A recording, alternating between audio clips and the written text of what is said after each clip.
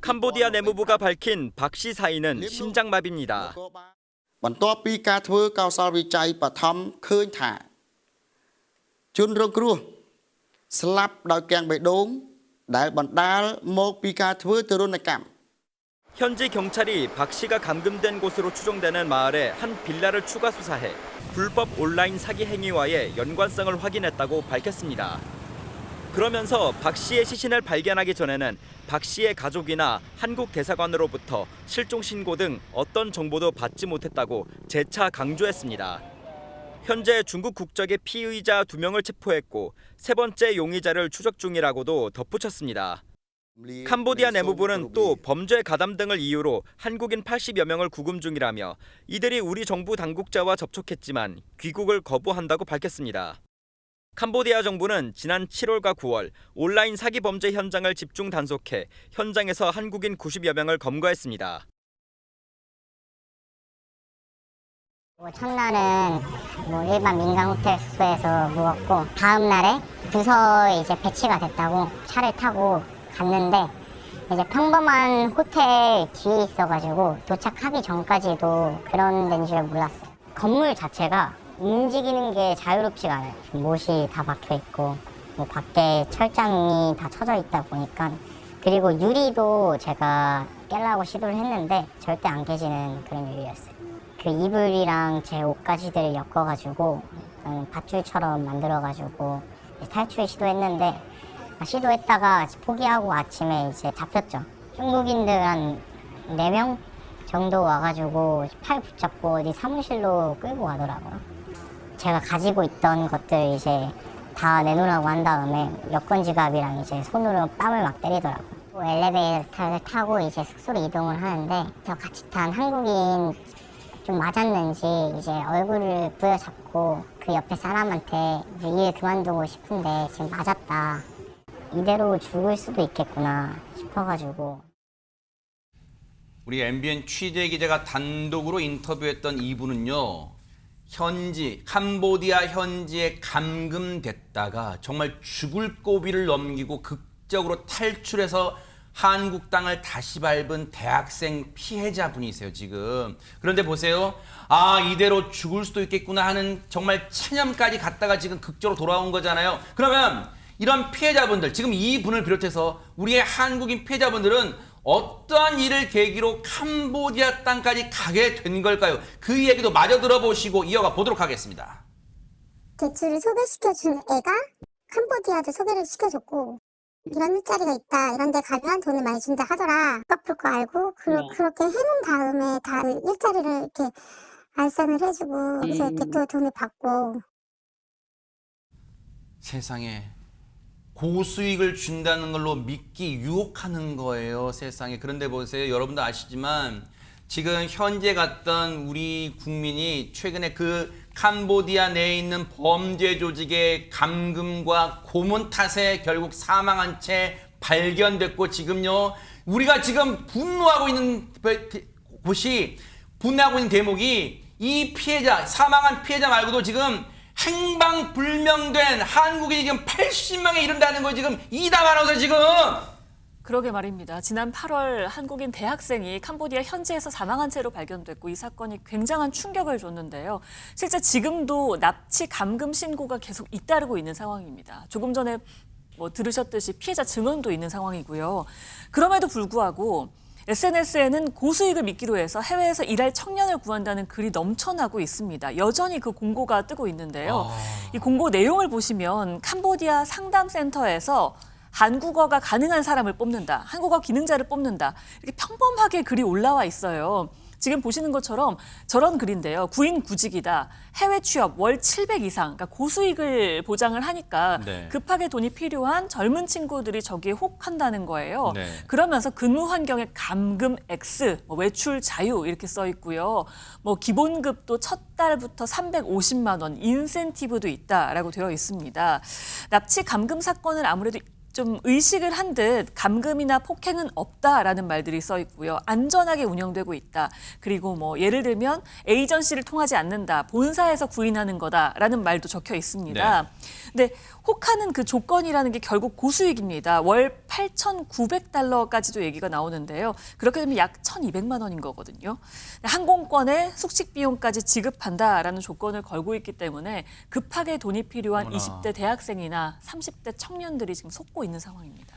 사태가 이 지경인데 지금 대한민국 정부 그 얘기를 하기 전에 하재근 평론가입니다. 캄보디아 정부는 뭐 하는 거예요? 그럼 이 실태를 모르는 거예요? 자기네 땅에서 감금, 살인, 고문이 일어나고 있는데 뭐 하고 있는 거예요 지금? 그러니까 지금 이해가 안 되는 게 그 현지에서 홍유가 됐거나 납치가 됐거나 이런 사람들을 제대로 구해내기가 어렵다는 거예요. 캄보디아 정부 측이 제대로 협조를 안 해주는 거 아니냐 이런 얘기가 나오고 있거든요. 우리 정부가 계속해서 항의를 하면서 무능한 거 아니야 그게? 우리나라가 캄보디아 해주는 원조가 있거든요. 원조 해주는 그 액수를 이제 재검토해야 되는 거 아니냐 이런 얘기가 나오고 있는 상황입니다. 저기가 지금 감금 시설이라는 거 아니에요? 지금 보세요. 저희가 무슨 웬치인가 그렇게 불린다는 거예요. 저기다가 감금하고 외출도 금지고 고문도 하고 이번에 그 피해자가 사망한 피해자가 고문당했다는 거 아니에요? 세상에 24시간 감시까지 하는 거예요. 지금 저기에 대체 어떻게 그리고 어떤 사람들하고 접촉하는지 그 얘기 좀 들어보시고 이어가 보도록 하겠습니다. 중국 사람들이 하는 중국 경계 어디 있는 그쪽으로 넘긴다는 거예요. 그때 되면 이제 잠기고 뭐고 다 털리고 그냥 연락 안 되고 두절되고 처음에는 뭐 5천만 원 막 이렇게 얘기했는데 결국은 이제 저희가 3천만 원 주고 데리고 나오긴 했거든요. 지금요 가장 유력한 지금 이 의혹은요 최진봉 교수님 캄보디아가 물론 캄보디아 내에 자생하는 그런 범죄 조직일 수도 있지만 캄보디아가 동남아시아에 있는 국가 중에 가장 친중국적인 나라예요. 그러다 보니까 캄보디아 내에 중국 범죄 조직이 활개를 치면서 지금 우리 한국인을 비롯한 각 외국에서 지금 돈 벌러 온 사람들, 순진한 사람들 다 감금, 납치, 고민하고 있단 말이에요, 지금. 맞아요. 그런 얘기 나오고 있어요, 지금. 그런 상황이에요. 그러니까 사실은 이게 왜 저렇게 지금 저게 폐가처럼 보이고 막 웬치라고 하는 곳 있잖아요. 저게 원래 리조트였고 카지노였어요. 근데 그 카지노와 리조트에 돈을 댄 데가 어딘지 아세요? 중국이었어요. 거봐요, 중국의 거봐. 기업들이나 이 사람들이 1대1로 사업이라고 기억나시죠? 아하, 중국에서 네네. 동남아 지역의 중국의 영향력을 키우기 위해서 1대1로 사업을 하면서 투자를 한 거예요. 근데 투자를 했는데 카지노 저기서 이제 코로나19 때문에 잘 운영이 안 됐단 말이에요. 네네. 그래서 사업자들이 다 빠져나간 거예요. 아하. 그리고 저기 그냥 흉물처럼 남아있으니까 중국의 범죄 조직들이 저기에 들어가서 본인들 범죄 행위를 하고 있는 나쁜 것이고. 인간들 아니야, 나쁜 놈들, 네, 진짜. 더 거기다 플러스 아까 뭐 캄보디아 얘기했잖아요. 네. 캄보디아 경찰의 문제는 뭐냐? 부패에 있어요.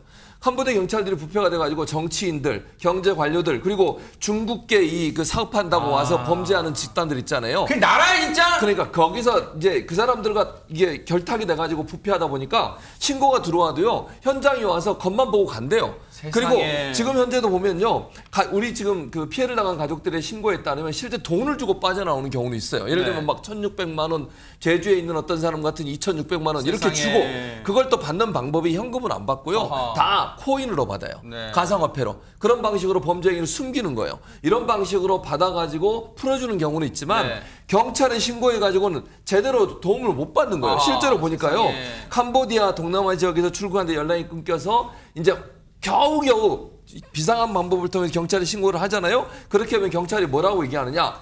이거 보내세요 라면서 현지 위치, 여권 사본, 연락처, 얼굴 사진, 건물 사진, 구조 요청 영상 이거 보내라는 거예요. 이게 가능합니까? 지금 여권 뺏겼죠. 얼굴 사진 찍을 수 있는 휴대폰도 뺏겼어요. 그러니까요. 겨우겨우 몰래 전화했는데 저걸 찍어서 제정신이야, 캄보디아 정신 제정신이야, 진짜. 안 하겠다는 거예요. 그러니까 그러니까요. 피해자가 출동 가능한 목록으로 저걸 다 만들어 놓고 저걸 요청하라고 하니까 갈 수가 없는 상황인 네. 거예요.